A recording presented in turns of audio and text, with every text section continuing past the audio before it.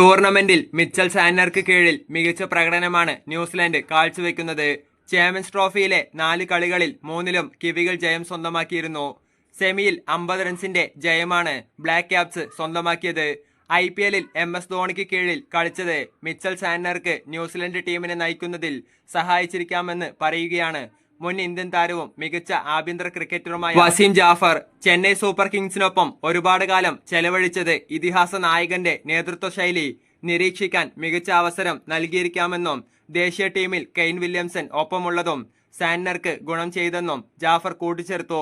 മുൻ പാകിസ്ഥാൻ ക്രിക്കറ്ററായ ബാസിത് അലിയുടെ യൂട്യൂബ് ചാനലിലാണ് മുൻ താരം അഭിപ്രായം പറഞ്ഞത്. അദ്ദേഹത്തിന്റെ വാക്കുകൾ ഇങ്ങനെയാണ്: MS ധോണിക്ക് കീഴിൽ കളിക്കുന്നത് മിച്ചൽ സാന്റ്നറിന് വളരെ വിലയേറിയ അനുഭവമായിരിക്കുമെന്ന് എനിക്ക് ഉറപ്പുണ്ട്.